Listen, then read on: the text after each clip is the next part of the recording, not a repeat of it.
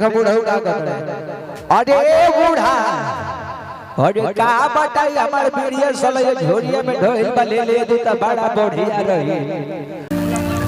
हल आप सबके बीच में बहुत ही अच्छा अच्छा कलाकार माता रानी के झांकी आप सब लोग देखनी है ना, बढ़िया लागल कितना लोग बढ़िया लागल, तनी हाथ उठा ले होता का बात बा।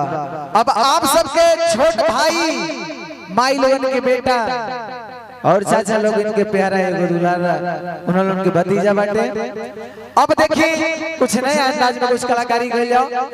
आई देखिए हम हर हीरो की आवाज बोली में, जैसे कि सनी देओल जी, मिथुन चक्रवर्ती जी, नाना पाटेकर जी, रवि किशन जी, हर हीरो की आवाज आप सबके बीच में प्रस्तुत करम।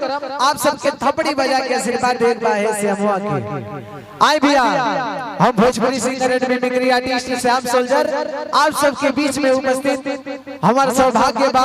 और देखिए आप सबके ई जोन थपड़ी बजौले के कला बा देख के हमारा मन एकदम उछलित हो गया, ज्वाला नहीं है। हम चाहम कि ऐसे ही आप लोग अपना आशीर्वाद कर दें। चलिए आइए हमारे नीरव भाई के बाद बाकी सनी देओल की आवाज देखिए, सनी देओल जी अपने अंदाज में कैसे बोलते हैं।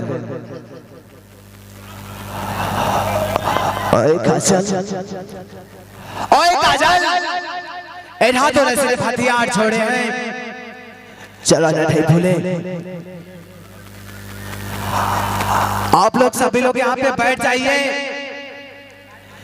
नहीं तो मैं मां से कह दूंगा। ओए काजल एना तो सिर्फ हथियार छोड़े हैं, चला ना नहीं भूले। अगर इस मां के दरबार में कोई ताली नहीं बजाया तो मैं अपना सरे काटू का जोरदार ताली बजाया आप सभी। आई हिंदी फिल्म के तिरंगा फिल्म के सुपरस्टार राजकुमार जी अपने अंदाज में कैसे बोलते हैं।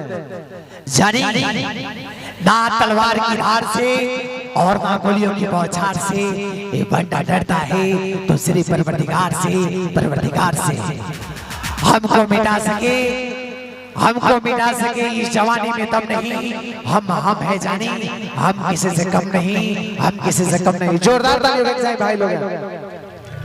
अब आई चाम की भोजपुरी से रवि किशन जी के मिमिक्री के ताल्लुक से आता भाई सुना क्या बात बा। दो जने हाथ जाने 2 लाख लोग हाथ उठे ले हमरा खातिर। देखिए रवि किशन जी, अरे वाह वाह रे हमरा के चाहे वाला, अरे हमार भाई लोग हमरा के पसंद करे वाला का बताई ना।